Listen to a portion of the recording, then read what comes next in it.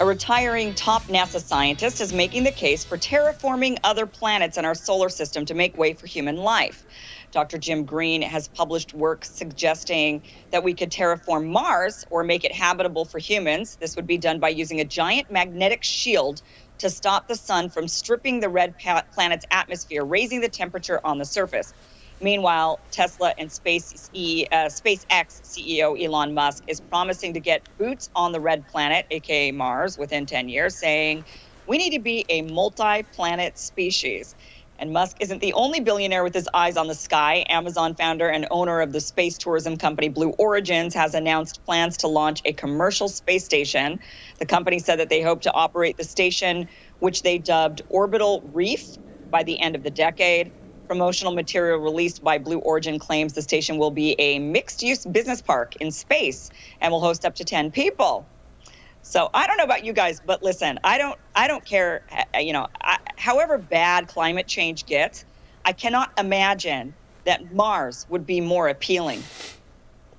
Why are you kidding me? No, I'll be the pro-space person for once. Mars is very appealing. I don't want to, I'm not, representing the Martian Tourism Board. What's a good day on Mars look like? Really? Well, right now it's not good, but we're gonna make it better. We're gonna oxygenate it. We're gonna put up little umbrellas so the sun's not too. The place we have is gorgeous. It's already oxygenated. You can already grow things but it's here. Mars. Right. Just with a little bit of work. You don't feel any allure to Mars? With a tiny bit of work, we could turn this into a complete paradise. But instead, we'd rather just completely drive it into the ground so that we can continue to have like a handful of billionaires do whatever they want. And then as a gift to us, they're going to colonize Mars. And that allows us to just accept the complete destruction of the first planet. We don't have to accept, no, we should not accept the destruction of the first planet. What happens if there's a Tesla recall on Mars? You got to send everything back to Earth?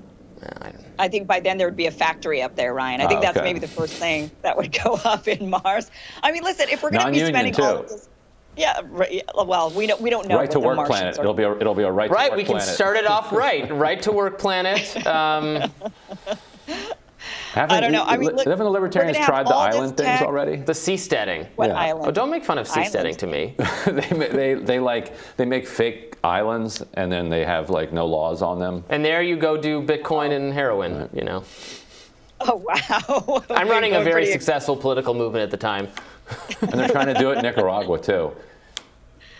Yeah, I don't know. I have no interest in moving to Mars. Not only that, but did you know if you lived up there and if they weren't able to fix the gravity problem, so maybe they could fix the air, they can oxygenate it, they can maybe somehow manufacture or import water. I don't know what they would do, or drill for it. Maybe there's some water inside of Mars, but you still have a gravity problem. So you'd end up with this really tiny body and this really big head.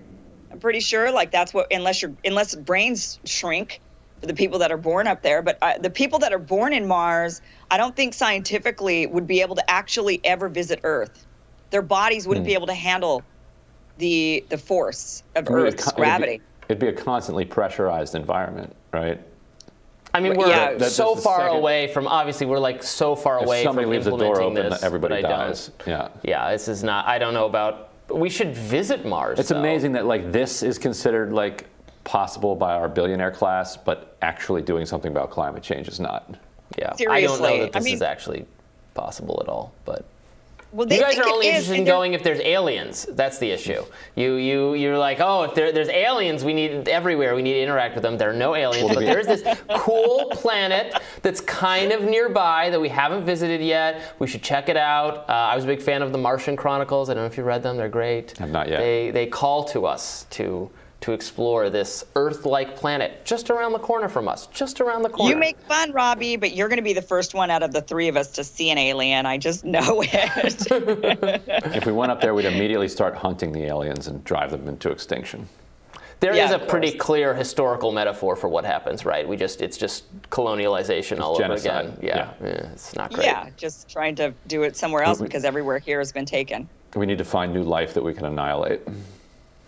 I've read we know very little about, we know more about the surface of the moon than like the ocean floor. because there's like no way to get down there, and there's all sorts of like undiscovered, like very weird prehistoric type fish creatures. So there's your actual like I mean, they're not aliens, they don't come from other, but they're undiscovered, interesting sea monsters. This is the first time anyone said interesting sea monsters probably on this show. Yes, might be. All right, we should probably wrap at this point. We'll come back with more normal discussion at some point in the future. Stay with us.